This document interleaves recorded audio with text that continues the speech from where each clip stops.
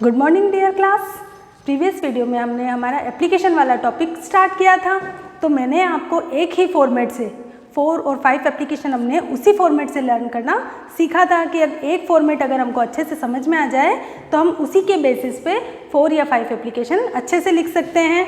हमको उसका format clear होना चाहिए। जैसा कि कल मैंने आपको बताया था कि हमने जो एप्लीकेशन स्टार्ट की थी, स्टार्ट में यहाँ पर हमने डेट और हमारी सिटी का नेम लिखते हैं, फिर टू द प्रिंसिपल से स्टार्ट करते हैं। अभी हम एक एप्लीकेशन और लिखेंगे। कल वाली एप्लीकेशन हमने किस पे लिखी थी? लीव पर लिखी थी हमने। और लीव किन्हीं रीज़न से हो सकती है, बहुत सारे रीजंस मैंने आपको बताए थे कि लीव वाला जो रीज़न होते हैं 4 या 5 रीज़न की हमने एप्लीकेशन देखी थी, उनका सबका फॉर्मेट बिल्कुल सेम टू सेम होता है। जैसे अगर आप आई एम इल वाली लिखते हो या फिर I am suffering from fever या और कोई डिजीज़ का नेम लिखना है तो भी लिख सकते हैं आप, जैसा आपको क्वेश्चन में दिया गया है। तो एज इट इज़ आपको क्वेश्चन वाला जो है सब्जेक्ट वही अप्लाई करके और एप्लीकेशन लिखनी होती है। मदर्स इल या आपकी ग्रैंड मदर इलनेस, तो वो वाली भी आप उसी फॉर्मेट से लिख सकते हो। अर्जेंट पीस ऑफ वर्क वाली भी आप उसी फॉर्मेट से लिख सकते हो। तो इस तरह से मैंने आपको कल उसी सेम फॉर्मेट से लीव वाले एप्लीकेशन लिखना बताया था। आज हम हमारी सेकेंड टाइप ऑफ एप्लीकेशन देखेंगे, वो है for TC, application for TC.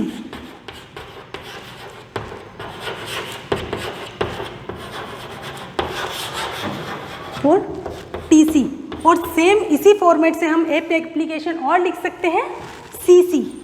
CC क्या होता है? अगर आपको अपने स्कूल से कैरेक्टर सर्टिफिकेट चाहिए, अगर आप किसी न्यू स्कूल में एडमिशन लेते हो और अगर आपको कैरेक्टर सर्टिफिकेट की ज़रूरत होती है तो आपको टीसी भी चाहिए होती है। अगर आप कहीं दूसरी जगह एडमिशन लेते हो तो टीसी और सीसी कैरेक्टर सर्टिफिकेट, तो इन दोनों के लिए जो एप्लीकेशन बनेगी वो बिल्कुल सेम फॉर्मेट से बनेगी। तो हम स्टार्ट करते हैं हमारे एप्लीकेशन। बोर्ड क्लियर कर लेते हैं ताकि सेम स्क्रीन पे ही आपको पूरी एप्लीकेशन एक साथ देखने मिल जाएगी। तो लेट्स स्टार्ट। जैसा कि मैंने आपको प्रीवियस वीडियो में बताया था, सबसे पहले इधर हम डेट लिखेंगे 29 अगस्त 2020। ठीक है, यहाँ पर हमने डेट लिखी। उसके बाद हम यहाँ पर अपनी सिटी मेंशन करेंगे। हमारी सिटी सलूम्बर है तो हम सलूम्बर लिखेंगे। और उसके बाद जैसा हम हमारी रूटीन एप्लीकेशन स्टार्ट करते हैं, टू द, ये जो टू है वो हमको ऊपर लाइन में लिखकर और नेक्स्ट लाइन से ये फॉर्मेट स्टार्ट करना है, टू द हेड मास्टर। यहाँ पर अगर आपको एग्ज़ाम में अगर क्वेश्चन में आपके मिस्ट्रेस दे रखा है तो आपको मिस्ट्रेस लिखना है, और हेड मास्टर दे रखा है तो हेड मास्टर लिखना है। यहाँ पर मैं एक बात आपके लिए मेंशन करती हूँ कि आपको यहाँ पर प्रिंसिपल नहीं लिखना है। क्यों?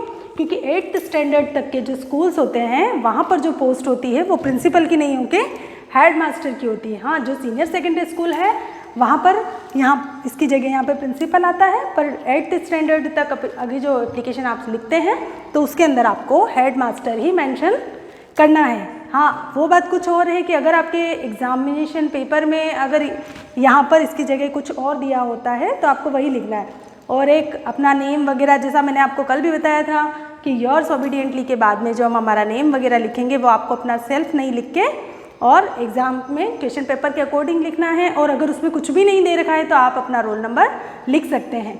बट जब तक आपको कोई नेम कहा नहीं जाए आपको पर्सनली अपना नेम उसमें मेंशन नहीं करना है, क्योंकि उसके लिए भी आपके मार्क्स कट सकते हैं। तो ये छोटी छोटी जो बातें होती हैं एप्लीकेशन ड्यूरिंग एप्लीकेशन, तो वो आपको ध्यान में रखनी होती है। तो जैसा कल हमने सीखा था, यहाँ हम हमारे स्कूल का नेम लिखेंगे।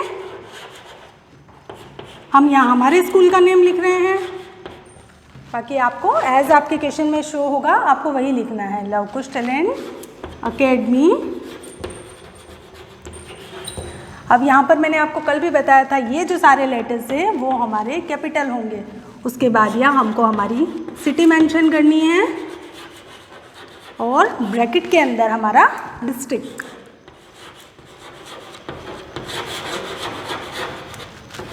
ठीक है, तो यहाँ तक आपका कॉन्सेप्ट क्लियर। अब नेक्स्ट हमारा जो आता है वो है सब्जेक्ट, सब्जेक्ट फॉर टीसी। क्या सब्जेक्ट है? हम एप्लीकेशन क्यों लिख रहे हैं? टीसी भी लिख सकते हो, सीसी भी लिख सकते हो, कैरेक्टर सर्टिफिकेट और ट्रांसफ़र सर्टिफिकेट। अब यहाँ से हम स्टार्ट करते हैं। अब यहाँ ये बात ध्यान रखिए कि अगर यहाँ पर हेड मास्टर है तो आपको सर लिखना है, और अगर यहाँ पर आप हेड मिस्ट्रेस लिख रहे हैं तो यहाँ पर आपको मैम लिखना है। तो सर एज हम जैसा हमने स्टार्ट किया था सेम ही होगा इसका भी, रिस्पेक्टफुली, या फिर आप विद द ड्यू रिस्पेक्ट भी लिख सकते हैं। Respectfully I beg to say that. ये तो कल भी हमारा जो फॉर्मेट हमने लिखा था तो ये जो है वो सिमिलर होता है। आपका ये चेंज हो जाएगा सब्जेक्ट वाला पोर्शन अगर एप्लीकेशन आप कोई भी लिखेंगे, बाकी जो ये फॉर्मेट है वो बिल्कुल same as it is. Respectfully I beg to say that. अब यहाँ पर आपको सब्जेक्ट ऐड करना है कि आपको टीसी क्यों चाहिए, तो माई फादर हैज़ बीन, हमारे पास रीज़न क्या है,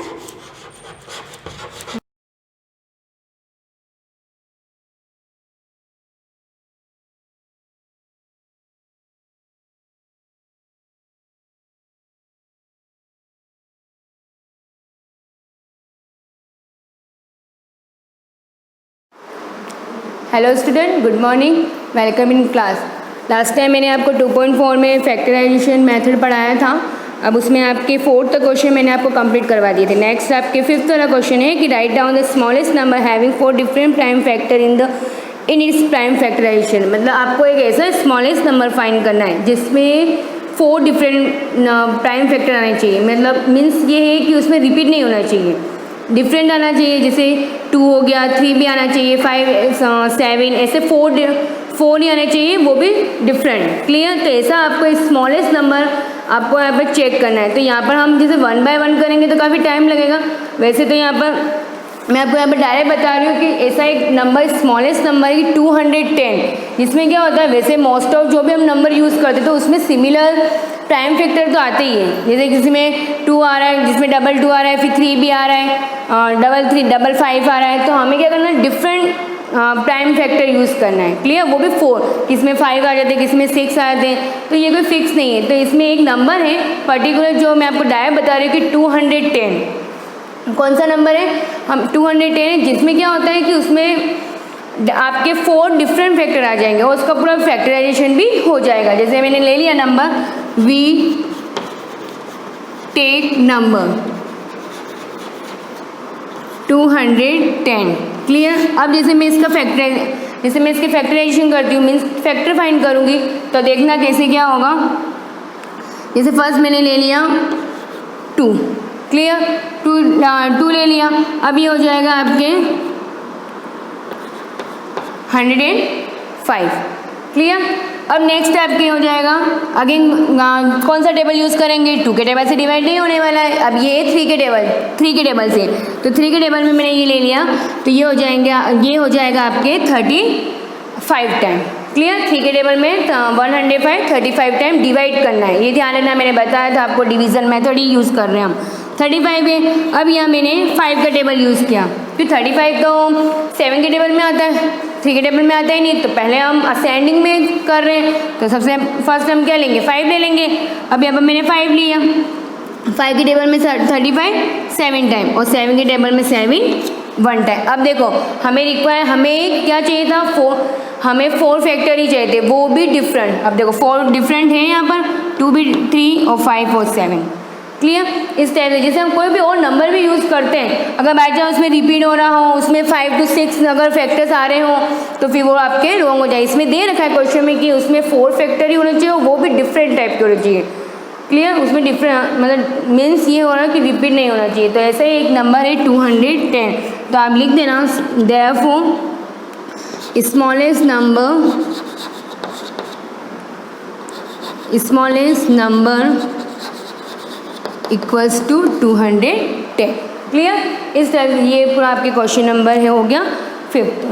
नेक्स्ट आपके है कि using factor tree method find the prime factorization. मैंने आपको पहले एग्जांपल में बता दिया कि ट्री जो मेथड है वो आपको ट्री स्ट्रक्चर के रूप में आपको इसको फैक्टराइज फाइंड करना है। जैसे मैं बता देती हूँ आपको, ये 16 का तो मैंने आपको एग्जाम्पल के थ्रू बताया था। क्लियर? तो वैसे ही कर लेना, उसको देखकर आप डायरेक्टली नोटबुक में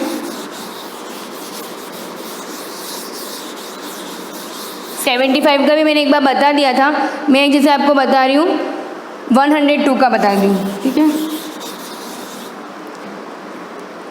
जैसे देखना 102 का, अब मुझे इसका ट्री मेथड यूज़ करना है, ठीक है। तो ट्री स्ट्रक्चर ही बनना चाहिए एक टाइप से, क्लियर। अब देखना इसमें 102 है, 102 को कौन से टेबल से हम यूज़ करेंगे। मैंने आपको बताया था कि पहले आप ना सिंपल कंपोजिट नंबर भी यूज़ कर सकते, फिर लास्ट में हम प्राइम नंबर यूज़ कर सकते हैं, ठीक है। अगर आपको प्राइम नंबर ही यूज़ करना है तो कर सकते हैं। अब देखो 102, तो हम कौन से टेबल से ले लें, 2 के टेबल से ले लें। ये ले लिया मैंने 2 के टेबल से, ठीक है। राउंड करो या ना करो as you on depend, clear. अब ये 2 के टेबल से किया तो ये आपके आ जाएगा 51 टाइम। अब 2 यहाँ पर है तो इसको आप रहने दो, इसको ड्रॉप कर दो, अब इसको नहीं देखना है क्योंकि यहाँ प्राइम आ गया हमारे पास। अब यहाँ पर देखो 51, 2 के टेबल से मैंने 102 को डिवाइड किया तो आंसर आए हमारे 51, क्लियर। अब 51 है, अब 51 को हमें क्या करना है, फैक्टराइज, इसके हमें फैक्टर फाइंड करना है। 51 कौन से टेबल में आ रहे हैं आपके, ये हो जाएगा आपके। अब डायरेक्ट आपको ये 73 के, यहाँ 3 के टेबल में ले लो, 3 के टेबल में भी आ रहा है ये, तो 3 के टेबल से ले लो आप, ठीक है। 2 के टेबल में 51 नहीं आता है तो 3 के टेबल में 51 आप ले लो, तो कितने टाइम आ जाएंगे ये 17 टाइम, ठीक है। 3 के टेबल से 51 को डिवाइड करेंगे तो 17 आ जाएगा। अब 17 को यहाँ पर भी 3 हमें मिल गया है तो इसको भी आप ड्रॉप करो। अब यहाँ पर अब 17 है, अब 17 को हम क्या करेंगे, डायरेक्ट 17 के टेबल से, तो ये क्या हो जाएगा कि 17 ऑलरेडी प्राइम ही है तो डायरेक्ट 17 के, ये किसी और टेबल में नहीं आता है तो डायरेक्ट हम 17 का टेबल यूज़ कर लें और ये 1। अब इधर देखना, जैसे यहाँ पर मैंने आपको कहा था, इधर देखो ये चीज़ें। अब यहाँ पर जैसे मैंने इसको 3 से इसको डिवाइड किया 17, मैंने आपको एक बात बताई थी कि यहाँ पर अगर प्राइम नंबर आ जाता है तो उसको आप छोड़ दो। यहाँ पर भी प्राइम नंबर आ गया तो हमने इसको आगे सॉल्व किया ही नहीं और ये भी इसको सॉल्व किया ही नहीं, क्योंकि 70 को 70 तो 1 आ जाएगा, 1 वाली प्रोसेस हमें करनी नहीं है। तो ये वाला हमारे क्या, अब हमें क्या क्या प्राइम फैक्टर्स मिल गए देख लो आप, 2, 3 एंड 17, क्लियर। जो प्राइम है वो देखना है आपको। तो इसमें आंसर क्या लिखोगे, देयरफॉर 2 × 3 × 17, और ये आपके आंसर हो गया 102, क्लियर। तो इस टाइप से आपको ट्री मेथड यूज़ करना है। मैंने आपको 2-3 एग्जाम पहले भी बता दिया और एक ये भी और बता दिया। तो जो रिमेनिंग है इसे 228 का एक बार आप कंपोजिट नंबर लेके कर सकते हो, फिर यहाँ से आप और फैक्टर बना के कर सकते हो। तो इस टाइप से आपको इसको सॉल्व करना है। नेक्स्ट है आपके 7, using division method find the prime factorization of. अब इसमें आपको ये बताना है कि डिवीजन मेथड यूज़ करना है। वही डिवीजन मेथड कैसा, मैंने आपको लास्ट क्वेश्चन करवाया वैसा। अब इसमें देखना, जैसे मैं 64 का मैं करती हूँ, 80 का कर रही हूँ, ठीक है। 64 आप करना, डिवीजन मेथड बता रही हूँ मैं आपको। देखना डिवीजन मेथड 80, क्वेश्चन नंबर है आपके 7, 80।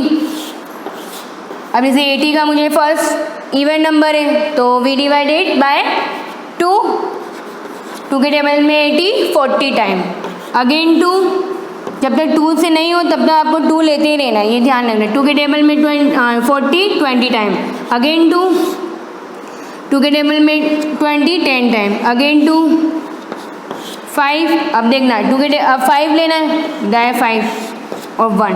मैंने आपको बताया था कि इन सब का मल्टीप्लाई करने पर आंसर हमारे क्या आना चाहिए 80। तो ये चीज़ भी आप चेक करना है। पहले यहाँ पर आप लिख देना देयरफॉर प्राइम फैक्टर्स क्या हो जाएंगे, 2 × 2 × 2 × 2 × 5, क्लियर। अब इसको मल्टीप्लाई करके देख लो, मल्टीप्लाई करके भी बताया था मैंने कि 2 × 2 4, 4 2 8, 8 2 16 और 16 5 80, क्लियर। तो इस टाइप से आपको ये प्राइम फैक्टर यूज़ करना है, ठीक है। अब नेक्स्ट है आपके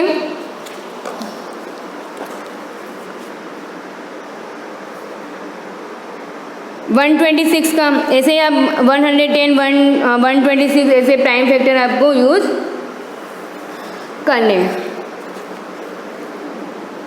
ठीक है, क्लियर। ये आपकी पूरी 2.4 कंप्लीट हो गई है। अब एचसीएफ, आपके कोर्स में एचसीएफ एलसीएम, जिसमें आपको एलसीएम तो आता ही होगा, तो एचसीएफ में आपको नेक्स्ट क्लास में कंटिन्यू करूँगी एचसीएफ और एलसीएम, ठीक है। उसके बारे में मैं आपको नेक्स्ट क्लास में कंप्लीट करूँगी, ठीक है। Okay, thank you.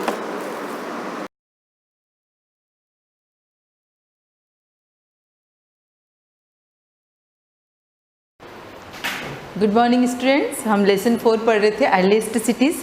इसके अंदर हमने इंडस वैली सिविलाइजेशन के बारे में पढ़ा था। उसके बाद मैंने आपको पढ़ाया था last great bath of Mohenjodaro, वहाँ का जो बाथ था वो कैसा था, उसकी लंबाई कितनी थी, हाइट विड्थ कितनी दे रखी थी और टोटल कितना था और उसका यूज़ किस किस वर्क में लिया जाता था। अब हम जो पढ़ रहे हैं इसमें नेक्स्ट टॉपिक है social life of the people. लोगों का सामाजिक जीवन कैसा था, किस प्रकार से वो रहते थे। देखो इसमें the principal diet of the people consisted of wheat, barley, rice and vegetable. क्या दे रखा है, क्योंकि हमने ये लास्ट लेसन में पढ़ लिया था कि उन लोगों ने कौन कौन सी फसलों का उत्पादन स्टार्ट कर दिया था, तो उसमें मेन जो थी उनकी क्या थी, व्हीट और बार्ली। तो अब यहाँ पर भी क्या दे रखा है कि उनका जो प्रिंसिपल डाइट यानी कि जो उनका मुख्य जो खाना था उसमें क्या क्या आता था, wheat, barley, rice and vegetables, ठीक है। ये तीनों गेहूँ, जौ, चावल और जो सब्जियाँ वहाँ पर उत्पादित होती थी, ये उनका मेन खाना था। Mutton and fish were commonly used, उसके अलावा मटन और फिश का भी यूज़ खाने के लिए करते थे। Main used 2 pieces of cloth, जो मेन जो होते थे वो 2 प्रकार के कपड़े पहनते थे, यानी कि ऊपर का पार्ट जो होता था वो उनके अलग होता था और नीचे का पार्ट अलग होता था। देखो दे रखा है इसमें, the upper garment was a shawl which was drawn over the left shoulder and under the right arm. क्या दे रखा है, ऊपर जो मेन जो होते थे वो शॉल ओढ़ते थे, तो उसको कैसे लेते थे वो, which was drawn over the left shoulder, उसको लेफ्ट शोल्डर पर डालते थे और उसको पीछे से अंडर से राइट आर्म पर डालते थे। इस प्रकार से वो उसको ओढ़ते थे। The lower garment was like modern dhoti, और जो हाफ जो उनका पहनावा होता था वो क्या होता था, धोती, जो अभी भी पहनते हैं लोग। Women used a cloth bound at the waist by a girdle. Cotton fabric were commonly used and perhaps wool was also used. महिलाओं के लिए क्या दे रखा था, ग्रिडल, कमर तक जो भी जैसे साड़ी या उस प्रकार की पहले जो चलती थी धोती की तरह ही, तो ऐसे कपड़े वो पहनते थे। और जो यूज़ किया जाता था कपड़े में तो वो कॉटन फैब्रिक यूज़ किया जाता था, परहैप्स वूल ऑल्सो, और उसके साथ ऊन के कपड़े भी यूज़ किए जाते थे। अगर आप लोगों से पूछा जाए कि उनका खाना क्या था तो उसमें क्या आएगा, wheat, barley, rice, vegetable, mutton and fish भी उसमें आएगा। उसके अलावा कपड़े कौन से पहनते थे, 2 प्रकार के पहनते थे, अपर गारमेंट अलग होता था और लोअर गारमेंट अलग होता था। और किस प्रकार के यूज़ करते थे, कॉटन और वूल फैब्रिक जो होती थी वो यूज़ में लेते थे। अब जो नेक्स्ट आता है ऑर्नामेंट्स, गहने कैसे पहनते थे वो। ऑर्नामेंट्स का मतलब गहने। हमारे देश में गहने पहले से ही पहनते थे, लेकिन पहले किस प्रकार के पहनते थे और अब हम कैसे पहनते हैं उसमें काफ़ी चेंजेस आ गया है। Ornaments like necklace, finger rings and armlet were worn both by men and women. क्या क्या दे रखा है, नेकलेस वही गले का सेट, अंगूठी और आर्मलेट्स वर worn, महिलाएं भी पहनती थी और पुरुष भी पहनते थे। अभी भी आपने देखा होगा बहुत सारे समाज ऐसे हैं जिसमें पुरुष भी महिलाओं के समान गहने पहनते हैं। Silver was more common than gold, gold से ज़्यादा किसका यूज़ किया जाता था, सिल्वर का। The Harappa probably gold from Karnataka and precious stones from Gujarat and Iran. देखो क्या दे रखा है, हड़प्पा के लोग सामान्यतः गोल्ड को कहाँ से प्राप्त करते थे, कर्नाटका। और अभी भी हम लोग वर्तमान समय में भी देखें तो सोने के जो मुख्य भंडार पाए जाते हैं वो कर्नाटक में पाए जाते हैं। एंड प्रीसियस स्टोन यानी कि जो महंगे महंगे पत्थर होते थे उसको वो कहाँ से लेते थे, गुजरात और ईरान से। Glazed ceramic ware was also used to make bangles, earrings, beads and small vessels. क्या दे रखा है, ग्लेज्ड सेरेमिक मतलब चीनी पत्थर कह सकते हैं, चमकने वाला पत्थर।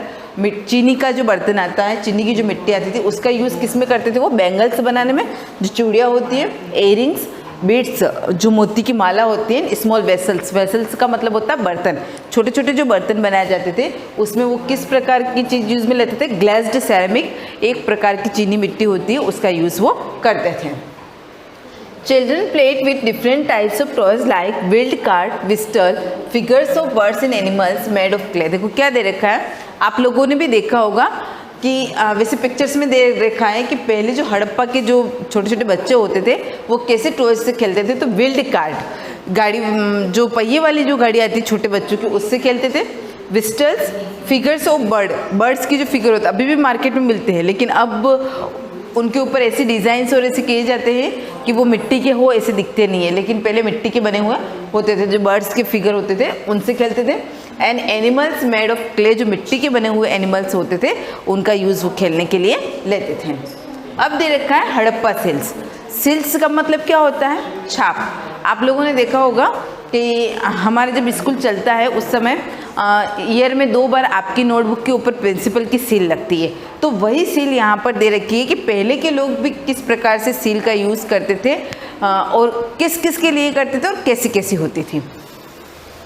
Thousand of seals have been found from the Indus valley sites. क्या दे रखा है? इंडस वैली साइट से हिंदू घाटी जो सभ्यता है उससे हजारों सील्स हमको मिली हैं। Most of them have short inscriptions with picture of one horn unicorns, buffaloes, tigers, rhinoceros, gods, elephants, antelope and crocodiles. देखो क्या क्या दे रखा है। जो उनको बहुत सारे जो इंस्क्रिप्शंस मिले हैं उसमें जो पिक्चर्स मिले हैं उसमें कौन से सिंग वाले जो भी यूनिकॉर्न्स है वो, उसके बाद buffalo, tiger, rhinoceros, gods, elephant, ये सारे एनिमल्स अपने को वहाँ के इंस्क्रिप्शंस में मिलते हैं। These seals are made of steatite and finance. क्या दे रखा है? अगर आप लोगों से पूछा जाए कि सील्स किसकी बनी हुई होती थी, स्टेटाइट और फिनेंस, इसका मतलब ये होता है मिट्टी के जो होता है और चीनी की जो चीनी मिट्टी जो होती है उससे बनी हुई होती। तो किसके बारे में बता रहे हैं अपने को? सिल्स के बारे में। किससे बनी हुई होती है? Probably they were used for stamping by people in authority. यहाँ पर भी ये दे रखा है कि सामान्यतः इनका यूज़ किसके लिए करते थे? अथॉरिटी, पावर जो होता है, क्योंकि हम जो सील लगाते हैं हर किसी पर्सन की सील नहीं लगाते। क्या आपकी फैमिली में किसके पास सील है? आपके मम्मी पापा की सील लगती है? नहीं लगती। जो ऑथराइज्ड पर्सन होता है उनकी प्रॉपर सील बनी हुई होती है और वो सील लगती है। तो यहाँ पर भी सील का यूज़ किसके लिए करते थे? स्टैंपिंग। जो अथॉरिटी जो रखते थे जो पर्सन, उनके पास सील होती थी। Some seals were also used as ornaments such as amulet। क्या दे रखा है? सच कुछ सील जो होती थी यूज्ड ऑर्नामेंट्स, गहनों के रूप में काम में लेते थे। Such as emulate. एम्यूलेट का मतलब आप लोगों ने देखा होगा कुछ लोग गले में ताबीज पहनते हैं, तो उसके लिए भी उसको भी एज कह सकते हैं। देखो आपको यहाँ पर दिख भी रखा है, पिक्चर्स भी बता रखी है। तो किस प्रकार से ताबीज की शेप के होते थे, सील होती थी, और पर्टिकुलर कह सकते हैं किस शेप की होती थी? जो छोटे छोटे साबुन होते हैं उस शेप की होती थी, और उसके ऊपर वो लोग अलग अलग पिक्चर से, जैसे एनिमल्स की पिक्चर से या फिर पर्टिकुलर उस समय किसी गॉडेस को मानते होंगे तो उनकी जो पिक्चर्स होती थी उसको सील के रूप में यूज़ में लेते थे। नेक्स्ट दे रखा है ऑक्यूपेशन, कैसा बिजनेस करते थे वो। The people of the Indus valley were प्रीमिलरी agriculturist. ये अपने क्लियर हो गया। लास्ट अपन 3 चैप्टर कंटिन्यू पढ़ लिए, उससे अपने को पता चल गया है कि उस समय के लोग कौन सा बिजनेस स्टार्ट कर लिया था उन्होंने? एग्रीकल्चरिस्ट। दे ग्रू व्हीट, बार्ली, ग्रेन, पीस, मेज, millets, cotton and rice. Underline कर देना कि वो कौन कौन सी फसलें उत्पादित करते थे? व्हीट, बार्ली, ग्रेन, पीस, मेज, millet, cotton and rice. The main diet consist of wheat, barley and milk product. पीछे भी आया ये कि उन लोगों का मुख्य भोजन जो था वो क्या था? Wheat, barley and milk product. Milk से जो भी चीज़ें बनती उसका वो यूज़ करते थे। Fruits, vegetable, fish and meat were also eaten. उसके अलावा फ्रूट्स, वेजिटेबल, फिश और मीट, यानी कि यहाँ पर भी हो सकता है कि वो हंटिंग का काम करते हों तो उनको फिश, मीट वो अभी भी खाते थे। Animals like camels, cats, dogs, goats, sheep and buffalo were domesticated. Underline करना आप इसको। कौन कौन से पशुओं का पालन करते थे, किसको डोमेस्टिकेटेड करते थे? Camels, cats, dogs, goats, sheep. अब आप लोगों को वैसे भी देख के पता चल जाएगा जो नेम दे रखे हैं इनमें से कैमल से, गोट से, शीप से, इन बफेलो से, इन सब से आपको मिल्क मिलता है। तो वो मिल्क के प्रोडक्ट यूज़ में लेते थे। तो वो ऐसे ही पशुओं का पालन करते थे जिनसे उनको बेनिफिट होता हो। Horse bones have also been discovered at Surkotada, indicated use of the animal. उसके अलावा सुरकोटड़ा एक पर्टिकुलर जगह का नाम है, वहाँ से उनको किसकी बोन्स मिली है? हॉर्स की बोन्स, हॉर्स की जो हड्डियाँ है वो उनको वहाँ से मिली है। They invented various equipments such as axes, knives, spears and daggers made of bronze and copper. उसके अलावा अब वो और क्या वर्क करें थे? इक्विपमेंट्स। इक्विपमेंट्स का मतलब आप टूल्स भी कह सकते हो। कौन कौन से औजार उन्होंने इन्वेंटेड बनाना यानी कि आविष्कार करना स्टार्ट कर दिया था, बनाना स्टार्ट कर दिया था। तो उसमें एक्स, नाइफ्स, स्पीयर्स एंड डेकर्स जो किसकी बनाते थे, वो ब्रॉन्ज और कॉपर की। पहले जो बनती थी वो किसकी बनाते थे, वो पशुओं की जो बोन्स होती थी उससे बनाते थे, उसके अलावा वो पत्थरों के टूल से बनाते थे। लेकिन यहाँ पर नया क्या आ गया, यहाँ पर ब्रॉन्ज एंड कॉपर की बनाना उन्होंने स्टार्ट कर दिया था। Copper was used for making weapons and utensils besides ornaments. देखो क्या दे रखा है, कॉपर का यूज़ वो किस में करते थे, मेकिंग वेपन्स जो भी अस्त्र शस्त्र होते हैं उनको बनाने में, एंड यूटेंसिल्स बर्तन बनाने में, उसके अलावा ऑर्नामेंट्स गहने बनाने में भी उसका यूज़ किया जाता था। किसका यूज़ कर रहे हैं अपन यहाँ पर, कॉपर का। Spinning, weaving and pottery was also formed important occupation. उसके अलावा सिलाई करना, बुनाई करना, मटके बनाना, ये सारे काम भी उस समय आ गए थे। The pottery in red hat design painted in black resembling shades of peacock, circle, sleeves etc। ठीक है, क्या दे रखा है देखो, जो भी पॉटरी जो मटके बनाते थे उसके ऊपर वो पेंटेड, उसको पेंट करने लगे थे अलग अलग रेड कलर के, ब्लैक कलर के, उसके अलावा उनको शेड भी देते थे और उसके ऊपर वो पिकॉक या फिर सर्कल्स, पत्तियों के ऐसे चित्र भी वो बनाते थे। तो आज जो हमने पढ़ा वो क्या पढ़ा था, फर्स्ट हमने पढ़ा था सोशल लाइफ, उन लोगों का सामाजिक जीवन कैसा था, कैसे कपड़े पहनते थे, कैसे गहने पहनते थे, उसके अलावा किस तरह के टॉयज से उनके बच्चे खेलते थे। उसके अलावा हमने पढ़ा था हड़प्पा सेल्स और ऑक्यूपेशन। ऑक्यूपेशन के अंदर जो जो भी मैंने अंडरलाइन करवाया एज ए आपको नोट्स के रूप में नोटबुक में लिखना है। नेक्स्ट जो पॉइंट आएगा अपने रिलीजियस वर्शिप, इसको हम नेक्स्ट वीडियो में कंटिन्यू करेंगे। Thank you.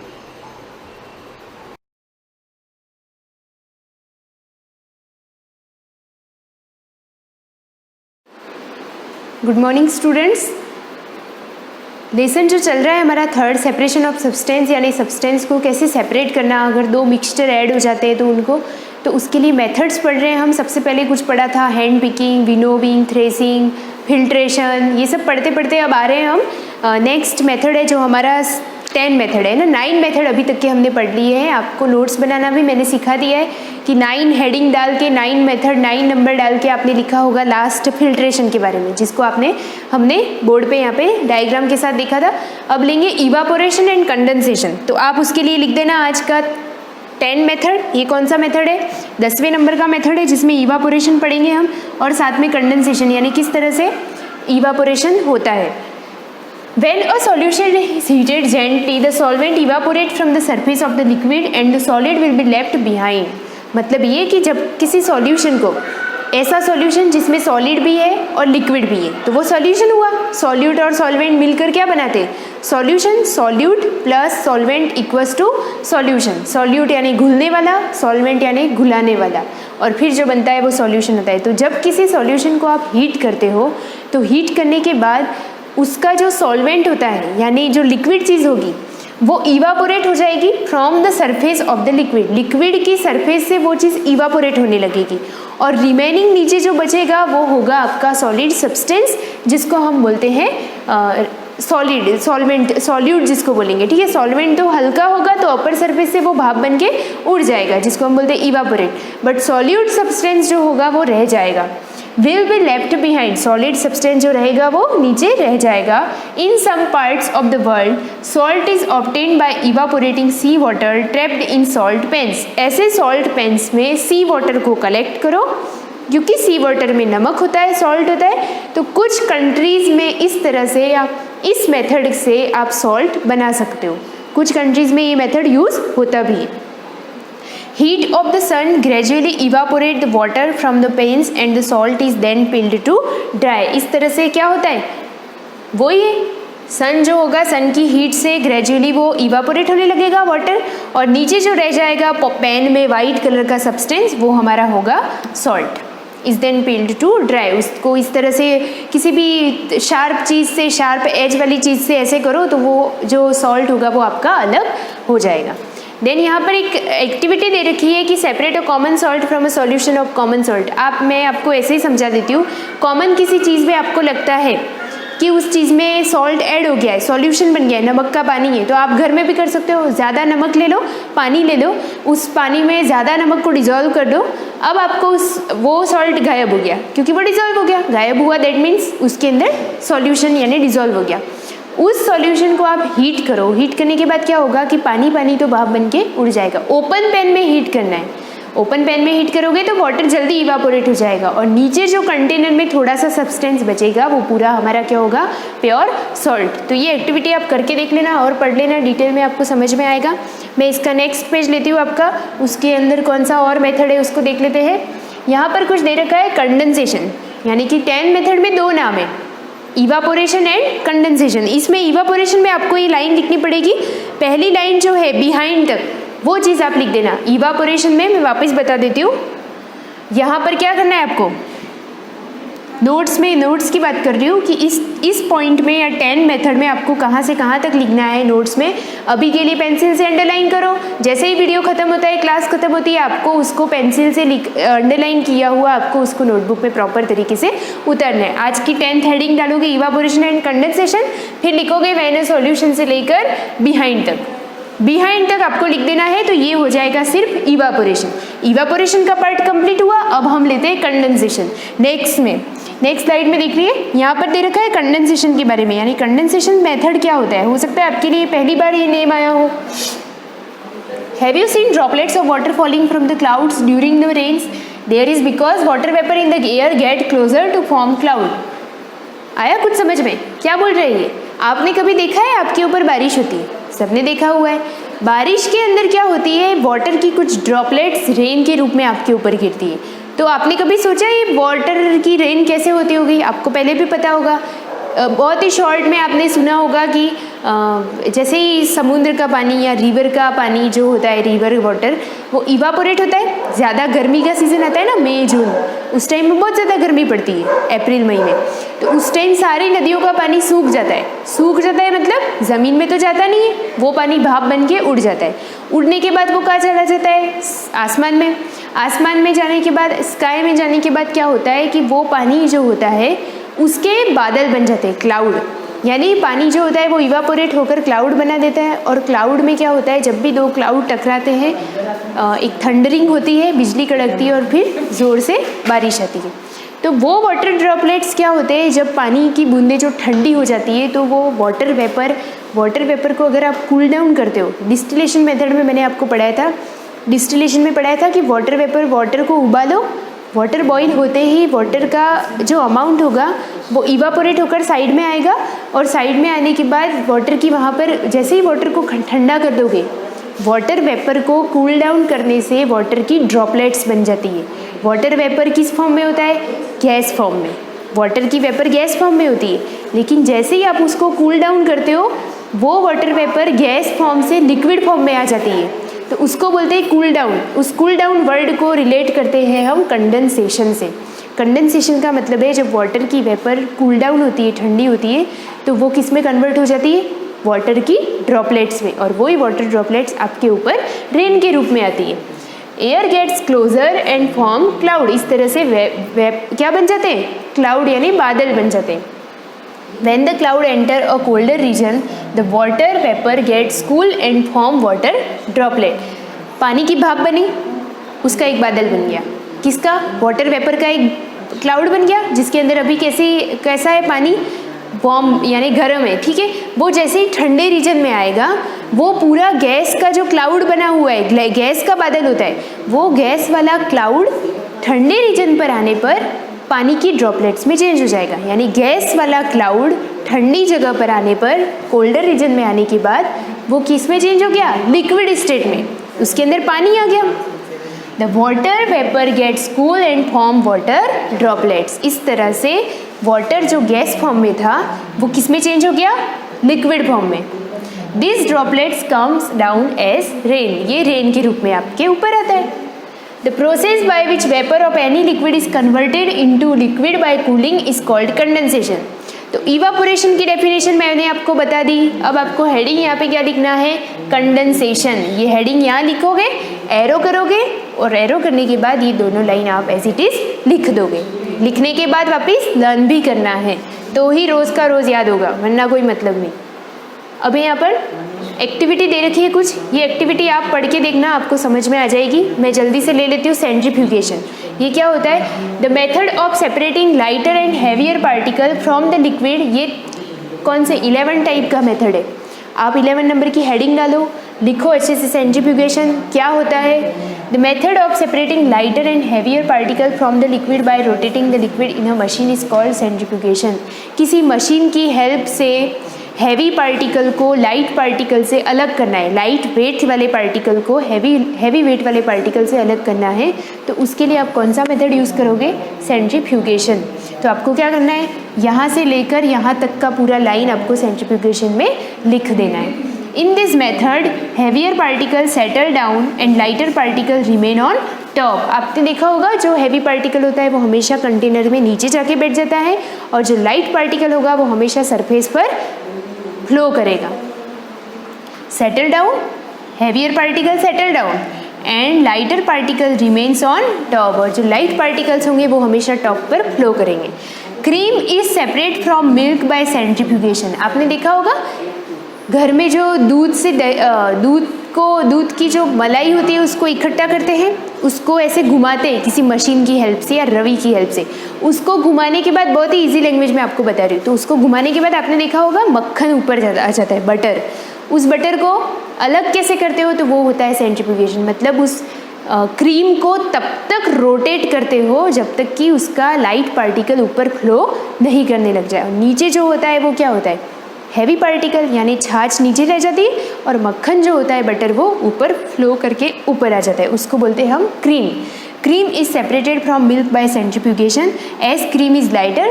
क्योंकि क्रीम लाइट वेट का होता है, it separate and floats at the top of the milk. इस तरह से आप सेंट्रीफ्यूगेशन मेथड से आगे यूज़ कर सकते हो। मतलब इस मेथड से आप हैवी और लाइट पार्टिकल को आगे मतलब अलग कर सकते हो।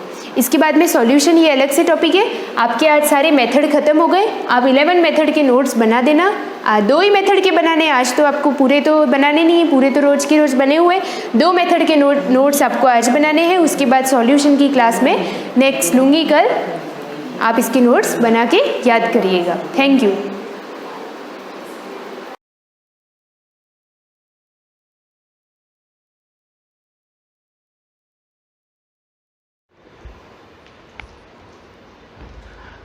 Good morning.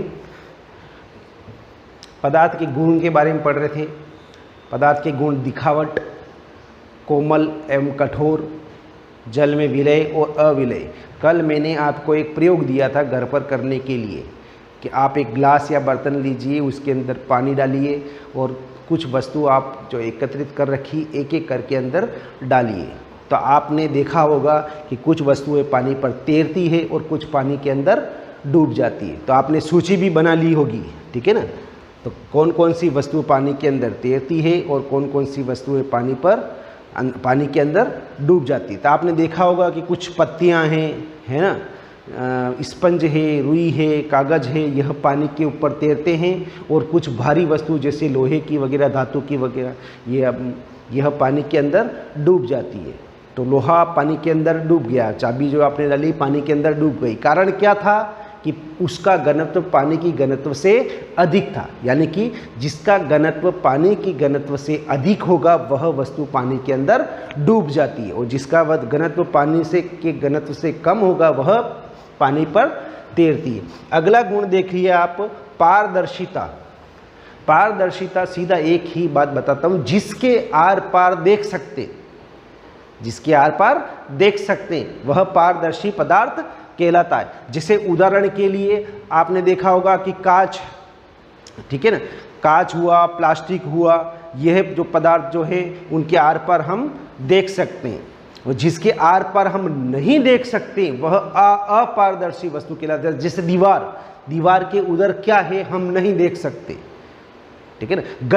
गत्ते के आर पार हम नहीं देख सकते। तो जिसके आर पार नहीं देखा जाता है वह अपारदर्शी वस्तु कहलाती है, और जिसके आर पार हम देख सकते हैं वह वस्तु पारदर्शी कहलाते हैं। जैसे आप किसी शॉप पर जाते हो, देखो शॉप पर बन्नियों के अंदर बहुत सारी चीज़ें हैं, तो आप जाते आपको नज़र आ जाती है कि अंदर क्या है। तो ये कांच की बन्नी या प्लास्टिक की बन्नी है, तो इसके आर पार देख सकते हैं, ठीक है ना। और जिसके आर पर हम नहीं देख सकते हैं उसको हम क्या कहेंगे? अपारदर्शी। अब पारदर्शी का उदाहरण क्या है? कांच।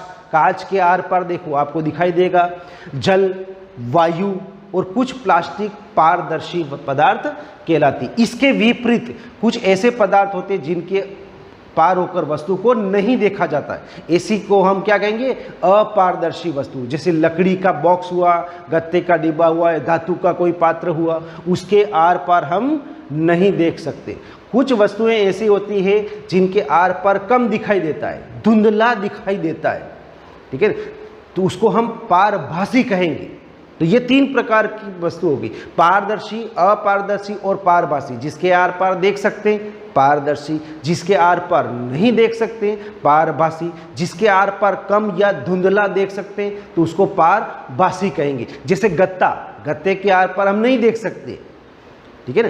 कागज, कागज के आर पार नहीं देख सकते, लेकिन उसी कागज पर अगर आप तेल का धब्बा लग जाए या कुछ बूंद डालकर आप देखो तो आपको धुंधला नजर आता है ना।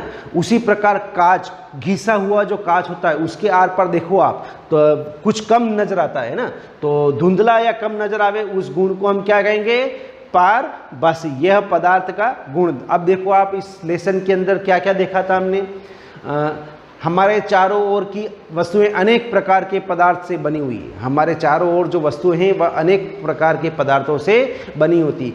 किसी दिए गए पदार्थ का उपयोग बहुत सी वस्तु के निर्माण में किया जा सकता है। किसी वस्तु को केवल एक ही पदार्थ से बनाना भी संभव हो सकता है अथवा उसे विभिन्न प्रकार के पदार्थ से भी बनाया जा सकता है। विभिन्न प्रकार के पदार्थों के गुण भिन्न भिन्न होते हैं, यानी कि अलग अलग पदार्थों के गुण अलग अलग होते हैं। कुछ पदार्थ दिखावट में चमकदार होते हैं जबकि अन्य नहीं होते। ये पदार्थ का गुण देखा ना, कुछ चमकदार होते हैं, कुछ चमकदार नहीं होते हैं। कुछ खुरदरे होते हैं तो कुछ चिकने होते हैं। पदार्थ अलग अलग गुण होता है, चिकने भी होते हैं और खुरदरे भी होते हैं। इसी प्रकार कुछ पदार्थ स्पर्श करने पर कठोर लगते हैं तो कुछ कोमल लगते हैं। ये पदार्थ के गुण हैं।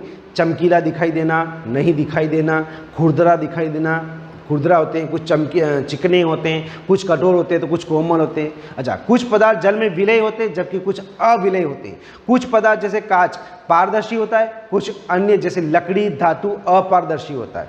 कुछ पदार्थ पारभासी भी होता है जिसके आर पार कम दिखाई देता है। पदार्थ को उनके गुणों में समानता और विभिन्नताओं के आधार पर समूह में बांटा जा सकता है। समानता और विभिन्नता के आधार पर हम समूह में बांट सकते हैं। वस्तुओं को सुविधा तथा उनके गुणों के अध्ययन के लिए एक साथ सामूहिक किया जा सकता है। तो हमने देखा पदार्थ के अलग अलग गुण। इन गुणों को आप याद करना, इनके जो मेन पॉइंट हैं उनको भी याद कर लीजिए और इसके क्वेश्चन आंसर आप अपनी नोटबुक के अंदर नोट कर लेना।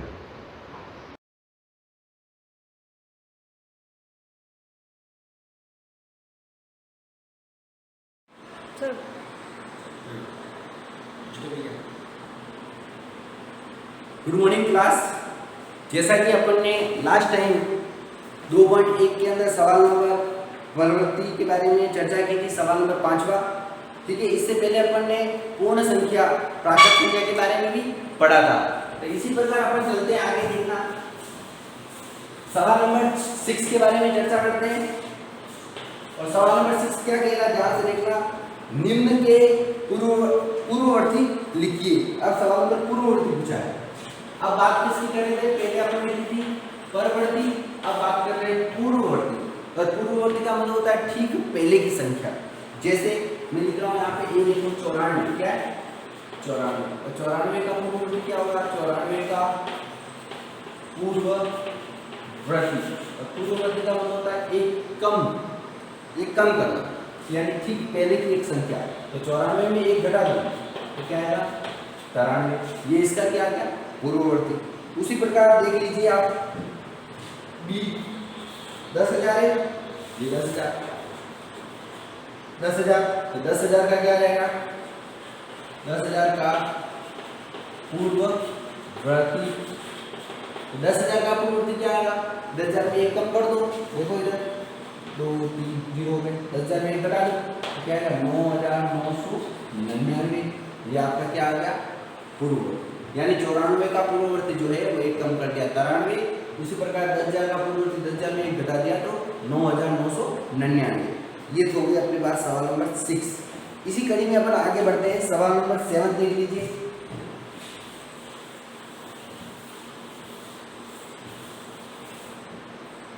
छोटा बड़ा बराबर। देखो इधर चिन्हों का प्रयोग करना है, वही आपको मैंने बताया था संख्या रेखा पर कि हमेशा ध्यान रखना संख्या रेखा में क्या होता है, ये होता है दाईं ओर बाईं ओर और ये होता है दाईं ओर। बाईं ओर से दाईं ओर बढ़ते हैं यानी इधर से इधर जाते हैं तो हमेशा संख्या एक प्लस में आएगी, बड़ी आएगी, और इधर से इधर कम, इधर से इधर जाते हैं तो क्या होता है घटाव क्रम होता है, और इधर से इधर जाते हैं तो क्या होता है बढ़ते क्रम में। ध्यान से देखना। तो सबसे पहले इसके अंदर सवाल नंबर 7 के अंदर सवाल नंबर पहला देखिए 530 और 503। आपको पता होना चाहिए 530 और 503 में बड़ा कौन है। 530 बड़ा है, आप जानते हो। 503 के बाद 504, 505, 506, 7, 8, 9, 10, 11, 12, 13, 14 ऐसे जाते हैं, तब जाके 530 आते हैं। यानी 530 क्या है बड़ा, और जिधर मुंह खुला होगा वह बड़ी संख्या, जिधर मुंह खुला है मुंह उधर खुला है इसका मतलब ये बड़ी संख्या, इधर बंद है इसका मतलब ये छोटी संख्या। इसके बारे में अपन ने पहले भी आपको मैंने बताया। इसके 2-3 सवाल देख लीजिए और देख लीजिए, डी वाला देख लीजिए, 98, 30, 415 दूसरा क्या इसके अंदर 0, 100, 23, 001। ध्यान से देखो, कुछ भी नहीं होगा, पहले आराम से लिखो इसको, फिर डिब्बा बना दो। इकाई दाई सैकड़ा, इकाई दाई सैकड़ा, हजार, दर्जन, लाख, 10 लाख, करोड़। इकाई दाई सैकड़ा, हजार, 10,000, लाख, 10 लाख, करोड़। ये करोड़, ये लाख, ये 10,000 और ये सैकड़ा और ये इकाई दाई। इकाई दाई सैकड़ा, हजार, 10,000, लाख, 10 लाख, ये 10 लाख, ये 1000। अब यहाँ लाख तक ये देखो, यहाँ करोड़ तक है, इसका मतलब करोड़ की संख्या बड़ी है, इसका मतलब ये संख्या बड़ी है, इधर मुंह खुला रहेगा। ठीक है, ये ए और डी मैंने आपको बता दिया, बी और सी आपको करने की कोशिश करनी है। ठीक है, इसी कड़ी में अपन आगे बढ़ते हैं। सवाल नंबर देखो 8वां सवाल। 8वां सवाल क्या कह रहा है,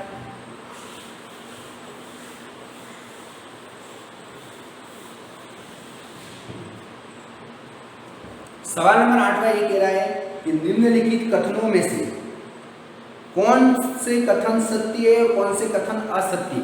अब आपको बताना है सत्य और असत्य। देखो बहुत ही डिफिकल्ट सवाल है, ये इजी, परंतु इसको समझना पड़ता है। अगर समझ में आ गया तो आप सवाल नंबर 8वां पूरा इजी है, अगर नहीं समझ में आया तो सवाल नंबर आपको 8वां बहुत ही हार्ड लगेगा।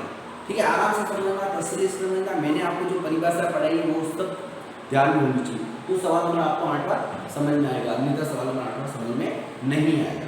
सवाल नंबर 8वां पहला क्या कह रहा है, देखो ए नंबर, शून्य सबसे छोटी प्राकृत संख्या है।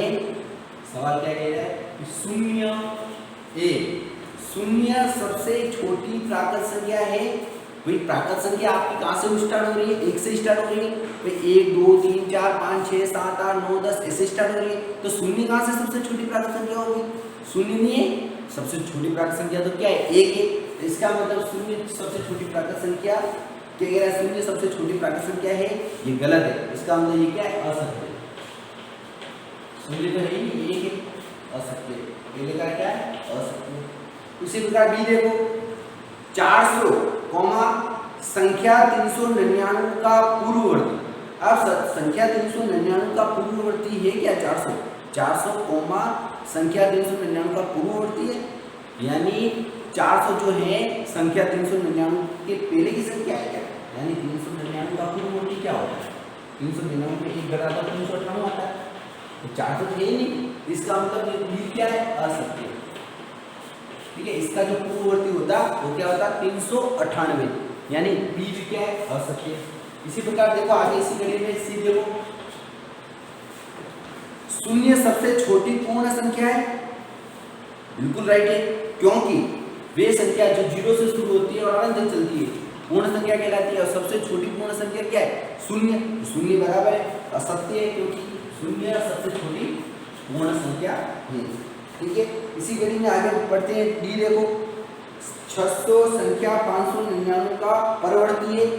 जो 600 है वो 599 का परवर्ती है, बराबर है। ठीक है, 599 में 1 जोड़ दो, 600 आएंगे। इसका मतलब 599 में 1 जोड़ने पर मुझे 600 मिल रहे हैं, तो 600 599 का परवर्ती है, ये सत्य है। इसका भी आंसर आएगा डी। इसी में आगे देखो, ई देखो, सभी प्राकृत संख्याएं पूर्ण संख्याएं हैं, गलत। क्योंकि प्राकृत संख्या कहाँ से होती है, एक से शुरू होती है और अनंत तक चलती है, होती है प्राकृत, होती है प्राकृत। और पूर्ण संख्या कहाँ से शुरू होती है, 0 1 2 ऐसे शुरू होती है, ये होती है पूर्ण। अब मुझे बताओ कि क्या सभी प्राकृत संख्याएं पूर्ण संख्या होती है? बिल्कुल होती है। देखो इधर सभी प्राकृत संख्याएं पूर्ण संख्या होती है, बिल्कुल सही है। देखो सभी प्राकृत जितनी भी प्राकृत संख्या है सभी पूर्ण संख्या होगी, क्योंकि पूर्ण एक से शुरू होती है, 1 2 3, तो एक इसमें भी है, 2 भी है, इसमें भी है, 3 भी है, 4 भी है, यानी सभी जितनी भी प्राकृत संख्या है वो सभी क्या होती है, पूर्ण संख्या होती है। आगे देखो इसकी कड़ी में कोई बात नहीं, इसी कड़ी में चलते हैं अपन। सभी प्राकृत ई वाला क्या होगा, सत्य है। ई वाला आपका सत्य दिख रहा है। ई के बाद आप चलो एफ चलो। सभी पूर्ण संख्याएं प्राकृत संख्या है, जितनी भी पूर्ण संख्या 0 1 2 3 4 5 6, क्या ये सभी प्राकृत संख्या है? नहीं, गलत। 0 कहाँ है, 0 तो पूर्ण संख्या, परंतु प्राकृत संख्या में कहाँ 0 नहीं है। इसका मतलब सभी पूर्ण संख्या है, प्राकृत संख्या नहीं, तो इसका मतलब ये क्या है, असत्य। ये कौन सा एफ आपका लिखना पड़ेगा, असत्य। ठीक है, इसी कड़ी में आगे बढ़ो। जी, 2 अंकों की पूर्ण संख्या का पूर्ववर्ती 1 अंक की संख्या कभी नहीं हो सकती है। 2 अंकों की पूर्ण संख्या का पूर्ववर्ती, क्या 2 अंकों की कोई संख्या मान लो मैंने ली 10, सपोज ली 10। देखो 10 का पूर्ववर्ती क्या 9 नहीं हो सकता है क्या? क्या लिखो, 1 अंक की संख्या कभी नहीं हो सकती, गलत है, ये असत्य। क्योंकि 1 अंक की संख्या हो सकती है 9, क्यों नहीं हो सकती है? इसका मतलब ये कौन सा है, एफ है और जी क्या होगा, असत्य। देखो इसी कड़ी में असत्य आ गए आपका। आगे चलते हैं, एच एक सबसे छोटी पूर्ण संख्या है, गलत। एच आपका एक सबसे छोटी पूर्ण संख्या नहीं है। सबसे छोटी पूर्ण संख्या क्या है, 0। एच का आपका क्या आ गया, असत्य। ठीक है, एक सबसे छोटी पूर्ण संख्या है, असत्य नहीं है, क्योंकि 0 सबसे छोटी पूर्ण संख्या। एक इसी के क्रम में आगे देखो, प्राकृत संख्या 1 का कोई पूर्ववर्ती नहीं होता है। 1 का पूर्ववर्ती 0 नहीं होता है, क्या होता है? परंतु प्राकृत संख्या 1 से शुरू होती है, 0 तो है ही नहीं प्राकृत संख्या। दिमाग लगाओ, प्राकृत संख्या आपकी क्या होती है, 1 से शुरू होती है। प्राकृत संख्या कहाँ से होती है, 1 से शुरू होती है, 1 2 3 4 5 6 7 8 9, तो 1 का कोई पूर्ववर्ती होगा क्या, नहीं होगा, क्योंकि शुरू कहाँ से होती है, प्राकृत संख्या 0 1 से शुरू होती है, तो 1 का पूर्ववर्ती तो है ही नहीं, क्योंकि प्राकृत संख्या 1 से शुरू होती है। तो ठीक है, ये आपका क्या है, प्राकृत संख्या 1 का कोई पूर्ववर्ती नहीं होता। इसका मतलब ये संख्या क्या कह रहा है, सत्य है। वास्तव में 1 का कोई प्राकृत संख्या 1 का कोई पूर्ववर्ती नहीं होता है। इसी प्रकार देखो, जे देखना, पूर्ण संख्या 1 का कोई पूर्ववर्ती नहीं होता है। क्या कह रहा है कि पूर्ण संख्या 1 का कोई पूर्ववर्ती नहीं होता है। क्यों नहीं होता है भाई पूर्ववर्ती? 0 होता है, क्योंकि पूर्ण संख्या 0 से स्टार्ट होती है और 1 का पूर्ववर्ती 0 होता है। इसका मतलब ये क्या है, असत्य है, ये आपका असत्य। ठीक है, आगे देखो, पूर्ण संख्या 13 संख्या 11 और 12 के बीच में स्थित होती है, गलत। 11 और 12 के बीच में 11.5 आता है, 11.1 11.2 ऐसे आता है। इसका मतलब ये भी आपका क्या है, असत्य है। ठीक है, ये भी असत्य है। के बाद एल देखो, पूर्ण संख्या 0 का कोई पूर्ववर्ती नहीं होता है, ये भी पूर्ण संख्या 0 का कोई पूर्ववर्ती नहीं होता है, गलत है, ये भी असत्य है। एल भी आपका क्या होगा, असत्य। ठीक है, देखो ये सत्य और असत्य वाले समझने पड़ेंगे। उसके बाद लास्ट देख लीजिए, एम 2 अंकों की संख्या का पूर्ववर्ती सदैव 2 अंकों की संख्या एक संख्या होती है। 2 अंकों की संख्या का पूर्ववर्ती सदैव 2 अंकों की एक संख्या होती है, नहीं, गलत। मान लो मैं 98 कर देता हूँ, 98 का पूर्ववर्ती आपको क्या मिलेगा, 98 में 1 जोड़ूंगा तो 100 होंगे। ठीक है, 3 संख्या 99 में 1 जोड़ूंगा तो 100 होंगे। मान लो 98 में 1 जोड़ता हूँ तो क्या होता है, 99। ठीक है, 2 अंकों की संख्या में अगर मैं 1 जोड़ता हूँ तो मुझे 3 अंक की संख्या मिलती है। इसका मतलब 2 अंकों की संख्या का पूर्ववर्ती सदैव 2 अंकों की एक संख्या होती है, ये है असत्य। 3 अंक की सदैव नहीं मिलता है, क्योंकि 3 अंक भी मिल सकता है। इसका मतलब ये क्या है, असत्य। एम वाला क्या मिलेगा आपका, असत्य। इसी प्रकार आपकी ये प्रश्नावली पूरी हो गई 2.1। इसके जो प्रश्न उत्तर हैं, सवाल है, आपको अपनी कॉपी में पूरे कंप्लीट करनी है और साथ ही साथ आपको परिभाषा याद करनी है। परिभाषा आपको अपनी कॉपी में उतारनी है। ठीक है, नेक्स्ट क्लास अपन प्रश्नावली 2.2 के बारे में या नियम के बारे में चर्चा करेंगे। थैंक यू, धन्यवाद।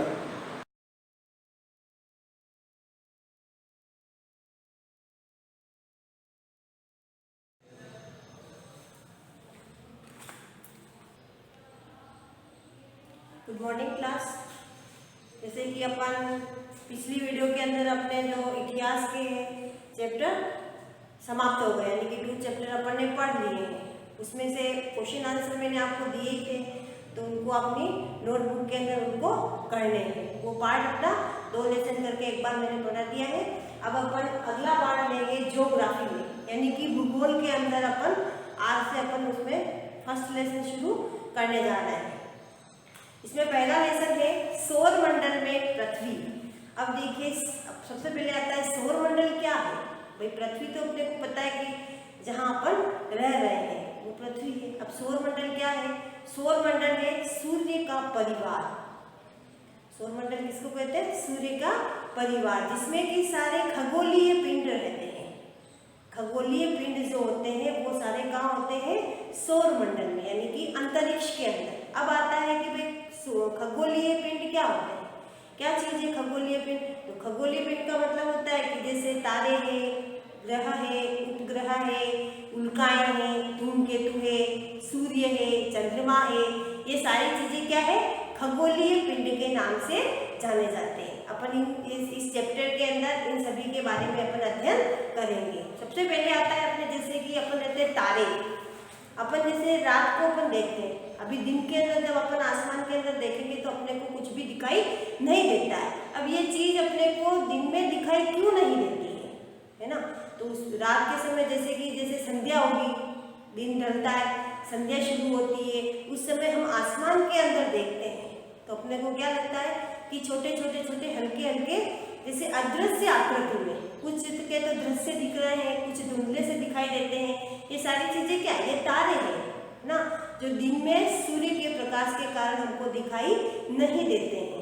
देखो अभी भी वो स्थिर है, वहीं पे है। तारे क्या है? अभी है वहां पे। यूँ थोड़ी है कि वो अपनी जगह से हट गए, नहीं हटे, अपनी ही जगह पर स्थिर रहते, परंतु दिन में सूर्य की रोशनी आ जाती है जिसके कारण से वो हमको दिखाई नहीं देते हैं। और एक ये है कि तारे जो है वो हमारे से पृथ्वी से बहुत दूर है, यानी कि ज़्यादा दूरी पर होने के कारण वो उनकी आकृति छोटी हो जाती है, तो वो हमको दिखाई नहीं देते या उनके सूक्ष्म आकृति में हमको दिखाई देते हैं। उसी प्रकार से हम आगे चलते हैं। तारे जो है ये एक प्रकार से गैसीय है, ये गैसों से मिलकर के बने हुए होते हैं। तारे की जैसे कि मिनिमम आकृति अपने को पता है, हम सब जानते हैं, आप सभी को आती भी है। ये क्या है? अपने को इतना सा दिखाई देता है, परंतु वास्तव में देखा जाए तो इनकी आकृति जो है बहुत विशाल है, यानी कि ये बहुत बड़े बड़े तारे हैं, परंतु हमें यहाँ से अधिक ऊंचाई होने के कारण हमें क्या है? ये छोटे दिखाई देते हैं। तारे कौन से होते हैं? तारे गैसीय हैं, गैस के बने हुए होते हैं, अति गर्म होते हैं ये। अब कौन सी गैस के बने हुए होते हैं? हाइड्रोजन एवं हीलियम गैस, इन दोनों के मिश्रण से इन तारे बनते हैं, इनके द्वारा बनते हैं। अब देखिए अपने एक प्रयोग द्वारा भी देखेंगे अपन कि भाई ये तारे जो है हमको दिन में क्यों नहीं दिखाई देते? भाई ये रात को ही क्यों दिखते हैं? दिन में सूर्य का प्रकाश होता है जिसके कारण आसमान क्या है? हमको हल्का नीला दिखाई देता है, पर रात को क्या दिखता है? क्या रात को नहीं दिखता है। रात को जो आसमान चमकता है वो तारे एवं चंद्रमा के प्रकाश के कारण हमको दिखाई देते हैं। वहाँ पे चमकीली चीजें हमको दिखाई देती है ना। तो अब देखिए अपन क्या करेंगे, उसके लिए अपना प्रयोग है अपना, जैसे कि अपन एक टॉर्च लेंगे। टॉर्च अपने घर में सबके यहाँ मौजूद रहती है, तो आप स्वयं भी इस चीज को कर सकते हो, है ना। तो एक टॉर्च लेंगे, टॉर्च के ऊपर क्या करेंगे? जिलेटिन कागज जो आता है, कलर पेपर आता है, उसके ऊपर क्या करेंगे? अपन छोटे छोटे छिद्र कर देंगे। किससे? सुई से करो या चाकू से करो, हल्के से, है ना, नोक वाली चीज से उसमें छिद्र कर देंगे। बाद में अपन क्या करेंगे कि टॉर्च के मुंह पर जहाँ से जलती है वो, है ना, लाइट जहाँ से जलती है, टॉर्च के मुंह पर उस जिलेटिन को क्या करेंगे? बांध देंगे। रबड़ बैंड के हिसाब से उसको, रबड़ बैंड की सहायता से हम उसको बांध देंगे और फिर हम क्या करेंगे? एक कमरे में जाएंगे, बंद कर देंगे कमरे को पूरा, जैसे कि उसमें अंधेरा हो गया हो ऐसा, है ना। बंद करके फिर अपन क्या करेंगे? अपने कमरे की जो रोशनी है, यानी कि ट्यूबलाइट वगैरह, बल्ब वगैरह जो भी आपके झल रहा है तो उसको आप क्या कर दोगे, 1 मिनट के लिए बंद कर देना। बंद करके वो जिलेटिन वाली जो टॉर्च जो होगी उसको क्या करना, दीवार के ऊपर डालना। उसको अपन दीवार के ऊपर डालेंगे तो क्या होगा कि वो जो कलरफुल जो थी उसके क्या है कि आपको झांके वहाँ पे छोटे छोटे कण दिखाई देंगे, वहाँ पे दीवार के ऊपर अपने को दिखाई देते हैं। अगर जैसे ही अपन उस ट्यूबलाइट को या बल्ब को अपन ऑन करेंगे तो वो वहाँ से गायब हो जाएंगे, उस जगह से वो अदृश्य हो जाएंगे, वो हमको दिखाई नहीं देते हैं ना, है ना। उसी प्रकार से ये आसमान में भी होता है, अंतरिक्ष में भी यही होता है। जैसे कि जैसे जैसे संध्या होती जाती है तो क्या होता है, तारे हल्के फुल्के हमको दिखाई देने लगते हैं। जब हम संध्या के समय में देखते हैं तो हमको दूरी जो होती है जैसे कि बहुत दूर दूर लगते हैं, एक यहाँ एक वहाँ, इस प्रकार से हमको आसमान में दिखाई देते हैं। पर जैसे जैसे रात्रि बढ़ती जाती है, अंधेरा बढ़ता जाता है, हमको ऐसा लगता है कि वो तारे एकदम पास में आते हैं। ऐसा प्रतीत होता है कि सारे तारे एक दूसरे के करीब आने लग गए ना, बिल्कुल पास में हो जाते हैं। वो ऐसा नहीं हुआ है, वो कहीं गए नहीं थे, वो वहीं पे थे। परंतु जब पूरा अंधेरा हो जाता है तो उनकी चमचमाहट जो होती है, टिमटिमाहट जो होती है, प्रकाश जो होता है वो क्या हो जाता है, तेज हो जाता है ना। और दिन में सूर्य निकल जाता है उस ट्यूबलाइट की तरह। जैसे बंद कमरे में ट्यूबलाइट चलाते हैं तो वो सामने वाले जो कण होंगे सारे अदृश्य हो जाते हैं। उसी प्रकार से आसमान में भी यही होता है, जैसे ही सूर्य की रोशनी बाहर आती है, सूर्य निकलता है और वो तारे वगैरह चांद वगैरह जो है वो क्या हो जाते हैं, अदृश्य हो जाते हैं, हमको दिखाई नहीं देते ना, इतना प्रकाश तेज होता है। यानी कि सूर्य तो क्या है कि फिर भी अपने पृथ्वी के नजदीक है, परंतु तारे उससे काफी दूर हैं। तो इसमें अपन यही पढ़ेंगे। देखो आसमान में फैले तारे, उल्का ग्रह, उपग्रह, धूमकेतु, पृथ्वी, सूर्य, चंद्रमा, इन सबको क्या है, ये कहलाते हैं अपने खगोलीय पिंड कहलाते हैं या आकाशीय पिंड कहलाते हैं। देखो अब इसके अंदर अपन ये भी करेंगे, खगोलीय पिंड, तारे, नक्षत्र मंडल, ग्रह, उपग्रह, सौर मंडल, सूर्य, इन सबके बारे में भी अपन इसमें अध्ययन करेंगे। अब आप भले इस प्रयोग को आप करके देखना, देखिए वो दिखाई देता है कि नहीं देता है तुमको, है ना। फिर रात को देखना, संध्या के समय में देखना, तारे कब निकलते हैं, कब अलग अलग दूरी पे अपने को दिखाई देते हैं। जैसे ही देखना 8 बजती है, 9 बजती है, उस समय क्या होगा, वो तारे पास में नजर आने लग जाते हैं। अब आपने आगे आता है कि जैसे चमकीली वस्तुओं के साथ साथ आप लगभग प्रतिदिन चंद्रमा को भी देखते हैं। यह अलग अलग समय में अलग अलग आकार तथा अलग अलग स्थितियों में भी दिखाई पड़ता है। अब चंद्रमा का भी वही है। चंद्रमा क्या है, चंद्रमा को पृथ्वी का उपग्रह कहा जाता है और ये पृथ्वी का जो है सबसे नजदीक आकाशीय पिंड है। यहाँ पर चंद्रमा पर भी क्या है, वहाँ पर भी अपने पृथ्वी की तरह उबड़ खाबड़ जमीन है, वहाँ पर भी है, परंतु वहाँ पे क्या है कि जैसे ये वायु भी नहीं है, हवा नहीं है, वहाँ पे पानी नहीं है वहाँ पे, इसलिए वहाँ पे क्या है, पेड़ पौधे वगैरह कुछ भी नहीं है, जिस कारण से वहाँ पर जीवन संभव नहीं होता है, इसलिए वहाँ पे लोग नहीं रहते। बाकी वहाँ पे क्या है, वहाँ पे भी ऐसा है ना। तो ये पृथ्वी का सबसे नजदीकी आकाशीय पिंड है। चंद्रमा का धरातल भी इसकी तुलना में पृथ्वी लगभग 81 गुना बड़ी है। यानी कि चंद्रमा का धरातल जो भी है इसका धरातल पृथ्वी में 81 गुना पृथ्वी का धरातल जो है बड़ा है। अब अपन आगे चलते हैं। देखो आप पूर्ण चंद्र को लगभग 1 महीने में एक बार देख सकते हैं। देखो ये भी चीज है, पूर्ण चंद्रमा, पूरा चंद्रमा हमको कब दिखाई देता है, ये पूरा चंद्रमा है ना।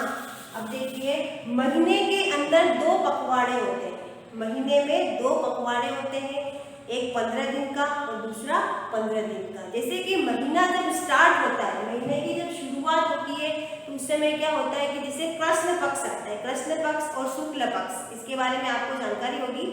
कृष्ण पक्ष और शुक्ल पक्ष, जब महीने का आरंभ होता है तो पहले के जो 15 दिन होते हैं वो क्या कहलाते हैं, कृष्ण पक्ष कहलाते हैं। अब कृष्ण पक्ष के अंदर क्या होता है, जैसे कि पूर्णिमा खत्म होती है, महीना खत्म होता है, नए महीने की शुरुआत होती है, उस समय जो चंद्रमा है वो घटता जाता है। चंद्रमा की क्या है, घट करके एक घटता जाता है और जब तक ये 15 दिन गुजरते हैं, अमावस्या आती है तो ये हमको बिल्कुल ही दिखाई देना बंद हो जाता है।